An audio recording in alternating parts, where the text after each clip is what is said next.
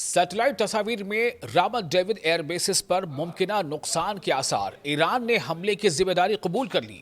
ایران کا دعویٰ، بیروت پر اسرائیلی حملوں کے جواب میں خیبر شکن اور قادر میزائل استعمال کیے گئے۔ اسرائیل کا موقف، تمام میزائل روک لیے گئے یا کھلے علاقوں میں گرے، کسی جانی نقصان کی اطلاع نہیں۔ ایران اور اسرائیل کے درمیان کشیدگی ایک بار پھر شدت اختیار کر گئی ہے۔ ایرانی میزائل حملے کے بعد سامنے آنے والی سیٹلائٹ تصاویر نے شمالی اسرائیل میں یعنی نردن اسرائیل میں واقع رامت ڈیوڈ ایئر بیسز کو نقصان پہنچنے کے اشارے دیے ہیں۔ ایران کا کہنا ہے کہ یہ حملہ بیروت کے جنوبی مضافات پر اسرائیلی حملوں کے جواب میں کیا گیا ہے۔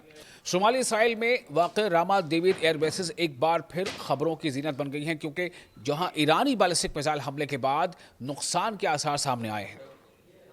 یورپی کمیشن کے سیٹلائٹ سینٹینل-2 سے حاصل ہونے والی تصویروں میں ایئر بیس کے ایک حصے پر غیر معمولی تبدیلی دیکھی گئی ہے، جس سے اندازہ لگایا جا رہا ہے کہ حملے کے دوران ایک ہینگر کو نشانہ بنایا گیا ہے۔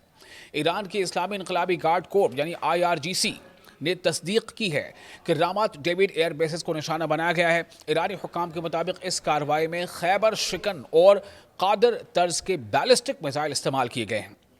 یعنی ایران نے اسرائیل پر نہ صرف یہ کہ حملہ کیا ہے بلکہ اسرائیل میں تباہی بھی مچائی ہے۔ IRGC کا کہنا ہے کہ یہ حملہ بیروت کے علاقے الزاحیہ پر اسرائیلی کارروائیوں کے جواب میں کیا گیا ہے، جسے ایران پہلے ہی اپنی سرخ لکیر یعنی ریڈ لائن قرار دے چکا تھا۔ ایرانی بیان میں خبردار کیا گیا ہے کہ اگر اسرائیل نے اپنی فوجی مہم کو اور زیادہ ایکسپینڈ کیا تو اسے اور زیادہ سخت حملے کا سامنا کرنا پڑ سکتا ہے۔ یہ ایران نے وارننگ دی ہے اسرائیل کو۔ رامت ڈیوڈ ایئر بیسز اسرائیل کے شمالی فوجی کمانڈ کا یعنی نردن ملٹری کمانڈ کا سب سے بڑا ایئر بیس ہے، سب سے بڑا فضائی اڈہ سمجھا جاتا ہے۔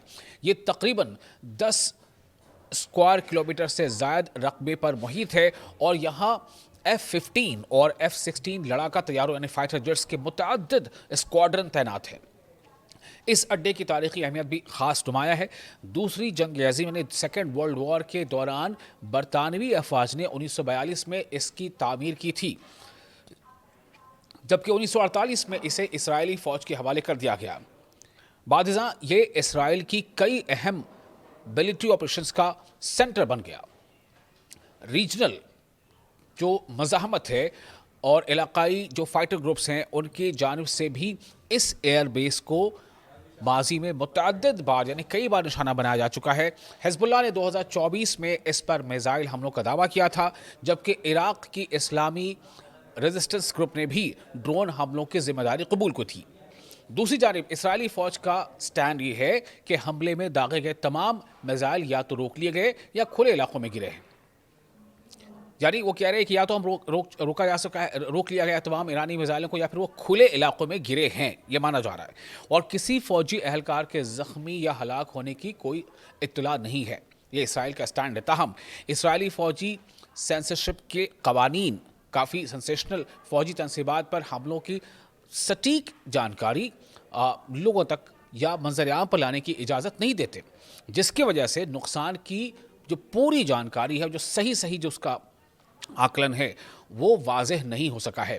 تجزیہ کاروں کا جو کمنٹیٹرز ہیں ان کے مطابق یہ واقعہ خطے میں ریجن میں بڑھتی ہوئی کشیدگی یعنی تناؤ کی ایک اور اس کا سنکیت ہے، علامت ہے، خاص طور پر ایسے وقت میں جب لبنان، شام یعنی سیریا اور غزہ کے محاذوں پر بھی صورتحال مسلسل پیچیدہ ہوتی جا رہی ہے۔